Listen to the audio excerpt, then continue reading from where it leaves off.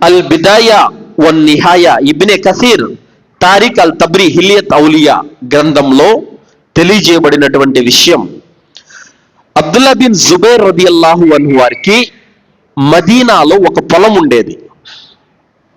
ఆ పొలం పక్కనే అమీర్ మువావియా రదియల్లాహు అన్హు వారి యొక్క తోట కూడా ఉండేది. పక్క పక్కనే ఉండేవి. అయితే అమీర్ మువావియా రదియల్లాహు అన్హు వారి యొక్క తోటలోని మనుషులు అబ్దుల్లా బిన్ జుబైర్ యొక్క తోటలో జొరబడి ఆయన తోటను నాశనం చేశారు, పంటంతా నాశనం చేశారు. ఈ విషయం తెలుసుకున్నటువంటి అబ్దుల్లా బిన్ జుబైర్ రదియల్లాహు అన్హు వారు చాలా కోపంగా తీవ్రంగా మండిపడ్డారు. మండిపడి సిరియాలో ఉన్నటువంటి అమీర్ మువావియా రదియల్లాహు అన్హు వారికి లేఖ రాశారు. ఎలా రాశారో తెలుసా? ఎంత కఠినమైన పదాలు వాడారో తెలుసా? జాతు నితాకైన అయినటువంటి అస్మా రదియల్లాహు అన్హా కుమారుడైన అబ్దుల్లా బిన్ జుబైర్ రాయునది ఏమనగా, ఎవరికి? హంజా రదియల్లాహు అన్హు వారి యొక్క గుండెను పచ్చి కాలేయాన్ని కసకస నమిలినటువంటి హిందా కుమారుడైనటువంటి మువావియాకు రాయినది ఏమనగా అని రాశాడు. రాసి, నీ తోటలోని మనుషులు అన్యాయంగా అక్రమంగా నా తోటలో జొరబడ్డారు, నా పంటను నాశనం చేశారు, దీనికి నువ్వు సమాధానం చెప్పకపోతే నీ పైన నేను చర్య తీసుకుంటానని చెప్పి లేఖ రాసి పంపించాడు.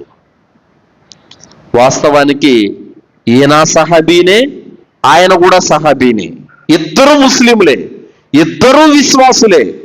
విశ్వాసులు కూడా మామూలు విశ్వాసులు కాదు. సుబ్హానల్లా. జాతు నితాకైనటువంటి అబూబకర్ రదియల్లాహు అన్హు వారి యొక్క కూతురు బిడ్డ అయిన జుబైర్, అబ్దుల్లా బిన్ జుబైర్.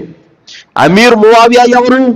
అల్హమ్దులిల్లా, ఆయన కూడా ప్రవక్త సల్లల్లాహు అలైహి వసల్లం వారికి బంధువు. ఇద్దరు సహాబీలే, ఇద్దరు విశ్వాసులే. ఈయన కోపంతో తన తల్లి పేరును ప్రస్తావిస్తూ రాశాడు. ఈ లేఖ సిరియాకు, డెమస్కస్కు వెళ్ళింది. మువావియా రదియల్లాహు అన్హు వారు చదివారు, చాలా బాధపడ్డారు. బాధపడి తన కుమారుడైన యజీదుని పిలిచారు. పిలిచి, యజీద్, అబ్దుల్లా బిన్ జుబైర్ నుండి ఇలా లేఖ వచ్చింది, లెటర్ వచ్చింది, ఏం చేయమంటావని చెప్పగానే యజీదు చాలా కోపానికి గురయ్యేవాడు.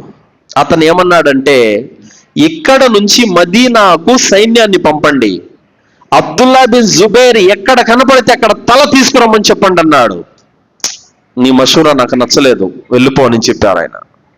తర్వాత అమీర్ మువావియా అన్నారు, అబ్దుల్లా బిన్ జుబైర్కి ఎలా సమాధానం ఇవ్వాలో నాకు తెలుసు అని చెప్పి ఆయన ఉత్తరం రాస్తున్నారు. ఎలా ఉత్తరం రాస్తున్నారు?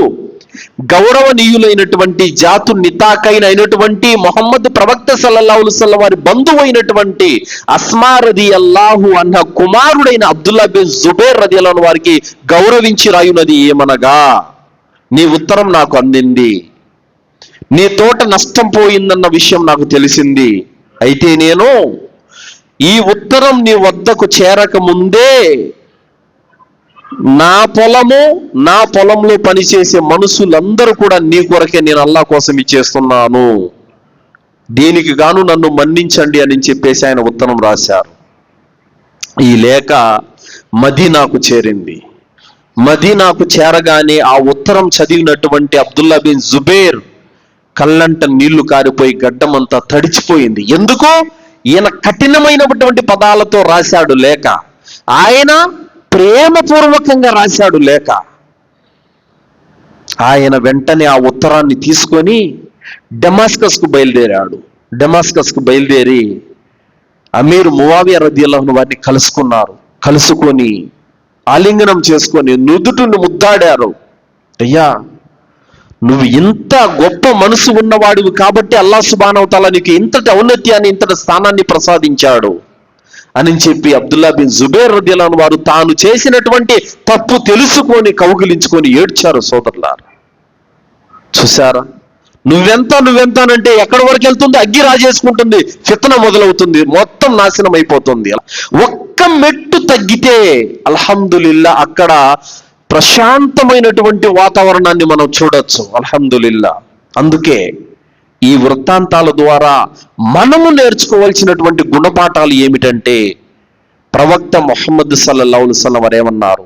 నీ దగ్గర బలం ఉండి, బలగం ఉండి, శక్తి ఉండి, ఆయుధం ఉండి కూడా నువ్వు నీ సోదరుని క్షమిస్తే, ఎదుటోని పడగొట్టే బలం ఉండి కూడా నువ్వు గనక క్షమిస్తే, అల్లాహ్ నీకు దీనికి బదులు స్వర్గాన్ని ఇస్తాడని చెప్పారు.